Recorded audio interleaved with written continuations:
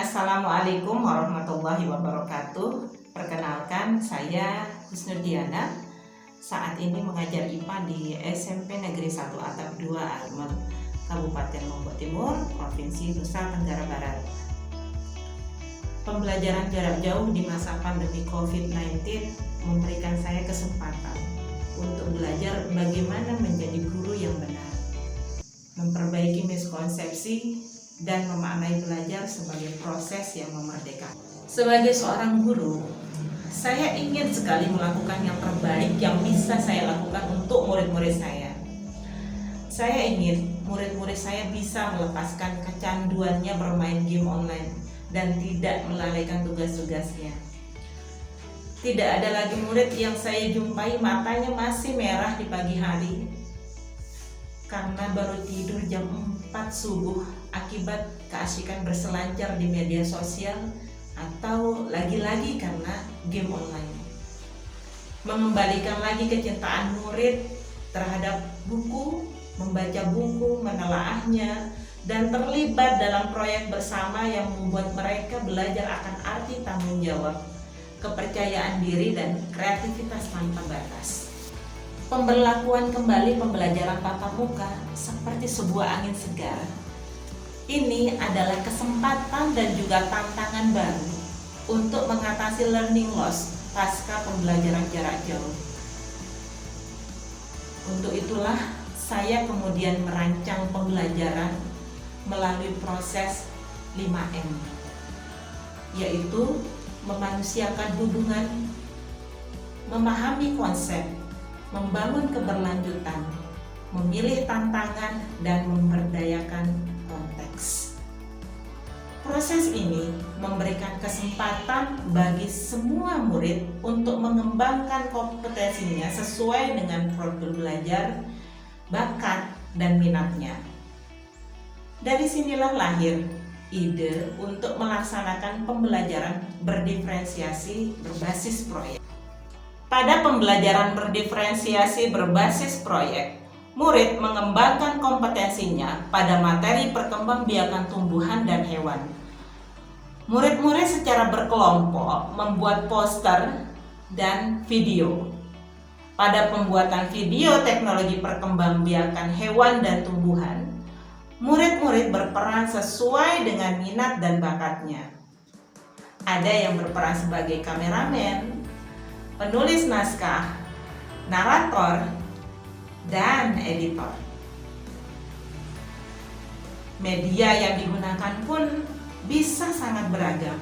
Murid-murid bahkan belajar bagaimana mengedit, membuat media menggunakan Canva. Sebelum memulai pengerjaan proyek, kami, guru dan murid, membuat kesepakatan mengenai lamanya waktu pengerjaan proyek, tahapan dan perencanaan proyek, juga kriteria penilaian. Setelah proyek selesai, maka murid mempresentasikan karyanya di depan kelas. Kemudian diberikan penilaian oleh teman-temannya. Ini meluruskan miskonsepsi selama ini yang menyatakan bahwa guru adalah satu-satunya yang berhak memberikan penilaian terhadap hasil kerja siswa.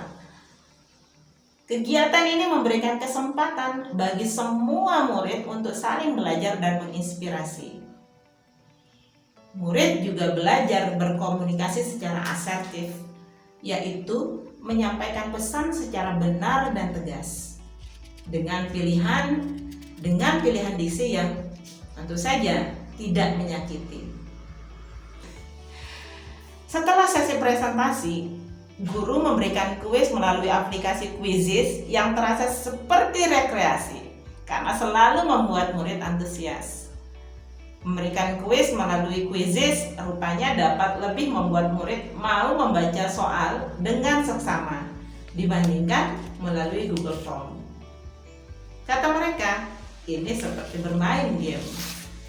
Beberapa hal memang masih menjadi catatan guru. Beberapa hasil karya murid masih perlu bimbingan, terutama dalam hal penyajian materi. Namun yang perlu diapresiasi adalah murid yang tadinya tidak pernah mengumpulkan tugas, jarang hadir dalam pembelajaran online dan saat kunjungan rumah, melalui pembelajaran berdiferensiasi berbasis proyek ini menjadi mau terlibat dan lebih antusias dalam kerja kelompok.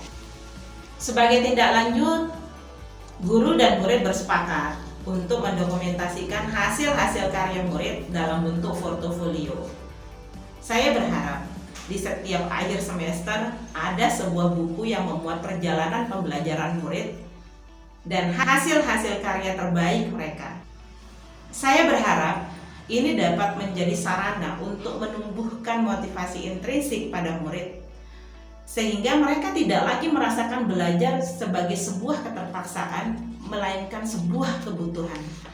Dan ada kesenangan yang mereka peroleh dari proses mengusahakan yang terbaik dalam mencapai tujuannya.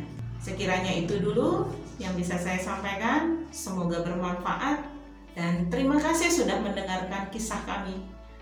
Assalamualaikum warahmatullahi wabarakatuh.